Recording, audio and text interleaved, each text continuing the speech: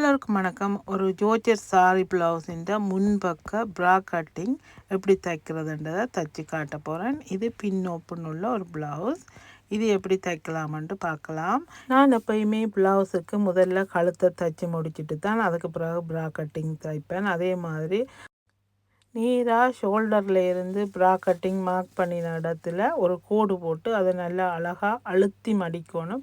என்னென்னு சொன்னால் உள்ள ஜோர்ஜெட் துணி இருக்கிறதால இந்த லைனிங்கோடு ஒட்டி கொண்டு நிற்காது. அதனால் நல்லா அழுத்திட்டு கையால் நல்லா மார்க் பண்ணிவிட்டு கீறினமன்றது நிகத்தால் தேய்ச்சமன்று சொன்னால் அதில் கோடு வந்துடும். அதுக்கு பிறகு 3.25 இன்ச்சு அளந்திருக்கிறேன். சைட்டில் 1.25 அளந்து இந்த கோடு போட்ட இடத்துல ஒரு தையல் போட்டுட்டு அந்த டாட்டை நான் தைச்சி முடிக்க போகிறேன். இங்கேயும் 3.25 போட்டிருக்கேன். இப்போ மடிச்சிட்டு ஒரு தையல் போட போகிறேன். தையல் போட்டிருக்கேன். இப்போ டாட்டை நான் ஆல்ரெடி தைச்சி முடிச்சிட்டேன்.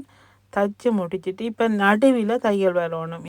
பேக் ஓப்பன்ன்றபடியாக நாங்கள் நடுவில் வர டாட்டை நாங்கள் கரெக்டாக போடணும்.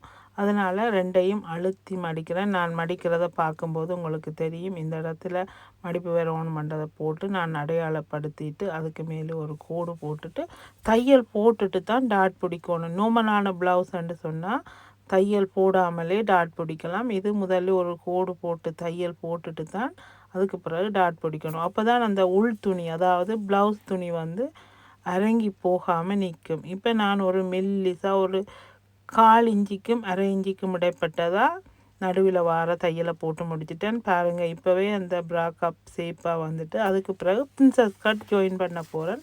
அது எப்படி ஜாயின் பண்ணுறேன்ட்டு பாருங்க. அந்த நடுவில் போட்டு அதாவது பெரிய டாட்டையும் இந்த ஆமுக்குள்ளேருந்து வர டாட்டையும் சேர்த்து அப்படியே நான் கையால் அழுத்தி விட்டுருக்கேன். பாருங்கள், எதுக்கும் ஒரு தையல் போடுறேன். அந்த கோடு வந்த இடத்துல அந்த லைனிங்கில் கோடு வந்த இடத்துல நான் ஒரு தையல் போட்டுட்டு அதுக்கு பிறகு டாட்டை பிடிச்சோம்னு சொன்னால் ஈஸியாக இந்த அதாவது பெரிய டாட் நாங்கள் 1.25 அளந்தெடுத்த அந்த டாட்டோட இந்த இடத்துல தையல் கரெக்டாக இருக்கணும். வேணும்னு சொன்னால் சுருக்கக்கூடாது. கொஞ்சம் சுருக்கினால் கூட அந்த ப்ரா கட்டிங் வடிவாக வராது. இப்போ பாருங்கள், நான் தையல் போட்டுட்டு அந்த தையலை எடுத்துட்டேன். மெதுவாக எடுத்துட்டு பாருங்கள், நான் இப்போ தைச்ச டாட் இவ்வளோ நல்லா வந்திருக்குது. அதே நேரம் அந்த டாட் அந்த மேலே இருந்து கீழே நோக்கி வந்த டாட்டை உள்பக்கமாக தள்ளி விட்டுட்டு அதாவது உள்பக்கமாக திருப்பிட்டு அதுக்கு மேலேயும் ஒரு தையல் போடணும். அது பாருங்கள், அந்த டாட்டை உள்ளே மடிச்சிட்டு அந்த டாட் அந்த அருகோட ஒரு தையல் போடுறேன். எப்பயுமே நீங்கள் என்னோட ப்ளவுஸில் பார்த்துருப்பீங்க. நான் இந்த அதாவது மெயின் டாட் அந்த நடுவில் வர டாட் இல்லை, இந்த டாட்டுக்கு மேலே